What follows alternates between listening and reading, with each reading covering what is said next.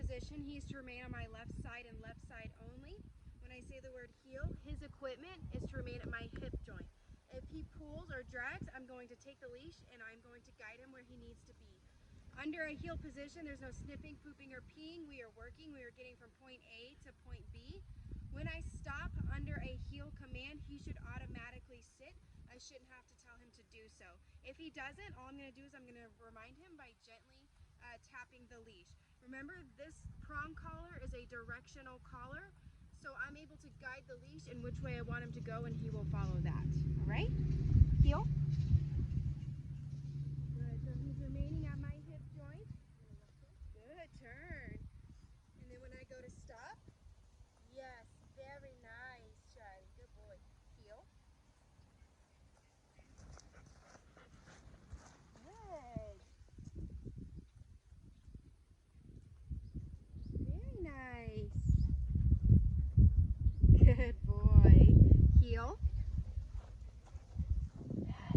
Okay, I now have Charlie on a long line, okay?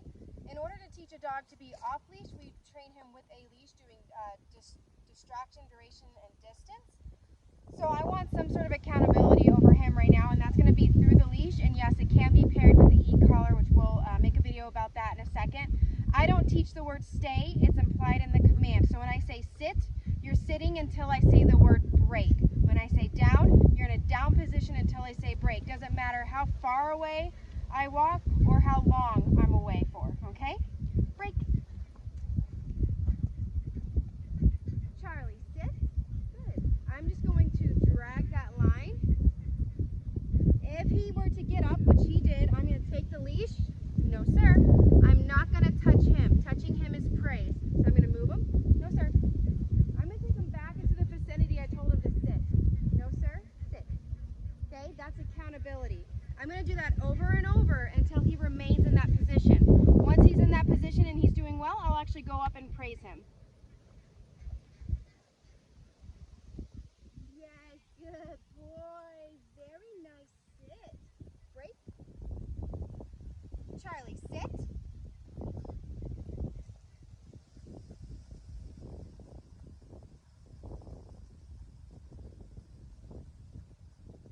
Very nice. A good boy. Yes.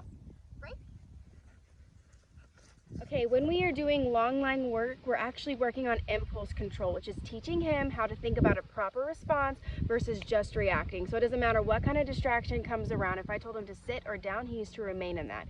If he breaks that command, I keep him accountable by grabbing the leash and making him follow through. Again, I do not touch the dog and try to guide them.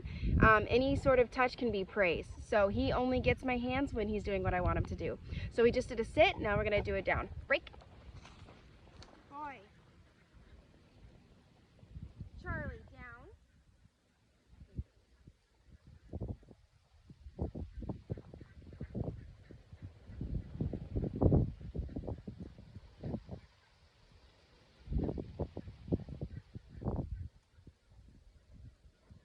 Very good boy. Down. So even if I'm praising him and he tries to meet me in the middle through praise, I'm going to retract my hands. I'm going to tell him no, sir, and I'm going to make him down. Me praising him is not a release of command. The way we release our dog from command is the B-R-E-A-K word. Charlie, break. Yay! Good. Okay, so we're going to go over our recall word, which is H-E-R-E. I just don't want to say it because I don't want him to recall at the moment. But from the dog point A to me point B, I draw an imaginary line, and he's to follow that line all the way to me. As long as he is in my vicinity where I can touch him without moving my feet, he is recalled. However, if he stops in the middle and I have to move them forward in order to greet him, he is not recalled, and I'm not going to praise him to do so. I don't want to teach him that meeting in the middle is going to get that praise, and that it's not even going to be worth it if I always make him meet me in the middle. So what I'm gonna do if he stops short is I'm gonna take my feet and I'm gonna take a step back, and I'm gonna make him make the effort all the way, okay? But once he gets to me under a recall command, he is not to just leave. He has to stay by my side, my vicinity, until I say the word break, okay? Charlie, here? Yes, good boy. Very nice, good. And he chose to sit, which is perfect. Break. Good boy. The place command is more of a concept than it is a physical command. You do not have to use a cot. You have to use an item that has 4 sides to it, okay? That is teaching him that he needs to lay down and stay within those perimeters of whatever item it is. It can be a dog cot, it can be a dog bed. I've put dogs on bags of food at Tractor Supply. I've put them on shelves. It does not matter. What this is teaching him to be calm on command in his head, okay?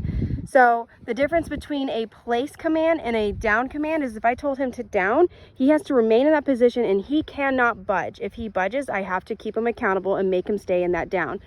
But in a place command, he can lay within that perimeter of the item that he is on.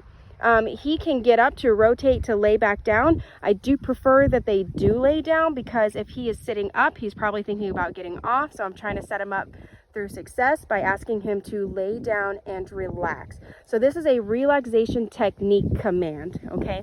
So when somebody knocks on your door and he's going crazy, you can tell him, Charlie, place, and he knows that when he is told to place on something, total calmness, total relaxation, okay? This will be a 2-part video. There's just so much information when it comes to the e-collar and using it properly.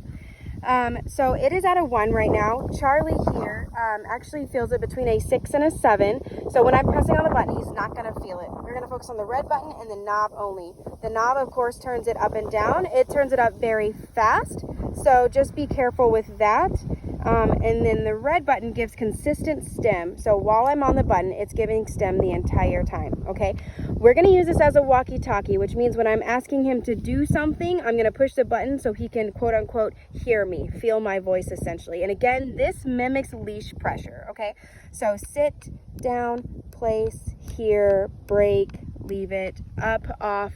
It does not matter what command you use, you're going to be on pressure for the next 2 weeks. You do not have to use pressure when you're praising him.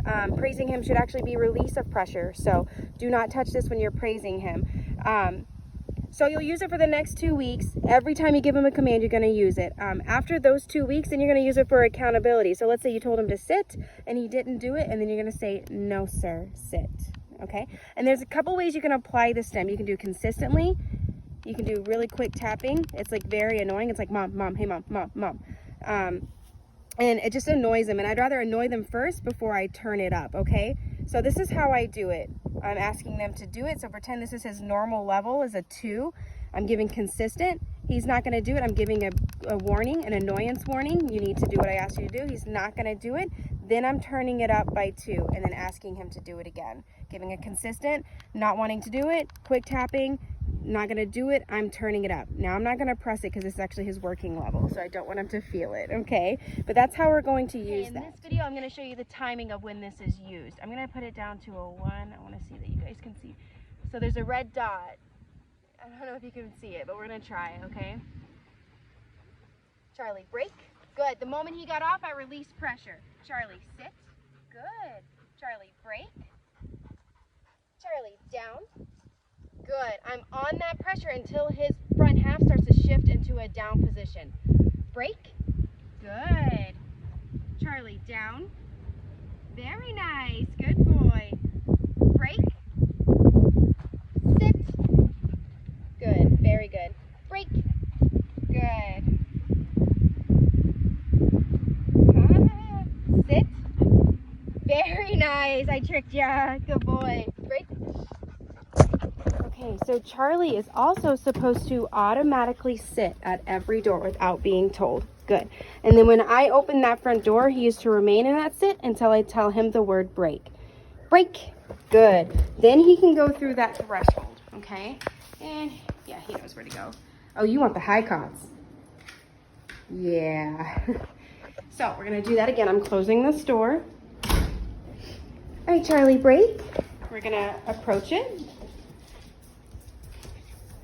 Oops. Good. You have to turn himself around. Good. Again, he is to remain in that sit until I say the word break. If he decides to get up, all I'm going to do is I'm going to close the door. No access until I say you have access. Break. Very nice. So that's front door, kennel door, car door, doesn't matter. Whatever closed threshold there is, he has to think about waiting for you to give him permission. Okay, vehicle etiquette. Again, he is to sit. It's a closed threshold. I don't want him to sit for too long. It's hot. In order to get access into the car, we say the word up. And I have stuff in my car.